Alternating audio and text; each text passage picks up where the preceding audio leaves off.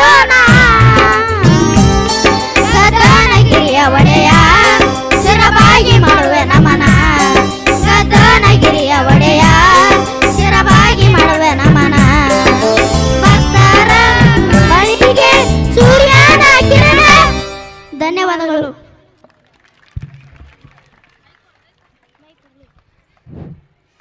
ಅದ್ಭುತ ಕಂಠದ ಮೂಲಕ ಗ್ರಾಮ ದೇವರನ್ನ ಪ್ರಾರ್ಥಿಸಿದ ಮುದ್ದು ವಿದ್ಯಾರ್ಥಿಗಳಿಗೆ ಧನ್ಯವಾದಗಳು.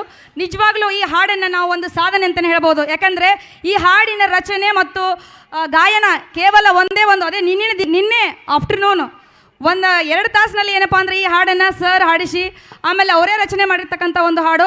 ಹಾಗಾಗಿ ಈ ಸನ್ಗಿನ್ ಸರ್ಗೆ ಫಸ್ಟ್ ಬರಲಿ ಜೋರಾದ ಚಪ್ಪಾಳೆ.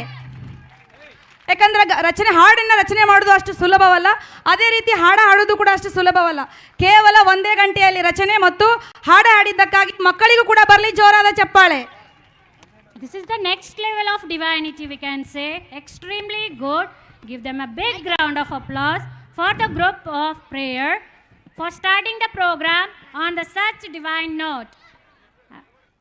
Next. ಬೆಳಗಿನ ಜಾವದಲ್ಲಿ ಹುಟ್ಟುವ ಸೂರ್ಯನು ಕೂಡ ಮೊದಲು ರೈತನ ಬೆನ್ನನ್ನು ಮುಟ್ಟಿ ನಂತರ ಭೂಮಿ ತಾಯಿಯನ್ನು ಸ್ಪರ್ಶಿಸುತ್ತಾನೆ. ಅಂತಹ ರೈತನ ಕುರಿತು ನಮ್ಮ ರಾಷ್ಟ್ರಕವಿ ಕುವೆಂಪು ಅವರು ರಚಿಸಿರ್ತಕ್ಕಂತಹ ರೈತ ಗೀತೆಯನ್ನು ಹಾಡಲು ವೇದಿಕೆಗೆ ಬರಲಿದ್ದಾರೆ ನಮ್ಮ ಶಾಲೆಯ 8ನೇ ತರಗತಿ ವಿದ್ಯಾರ್ಥಿಗಳು.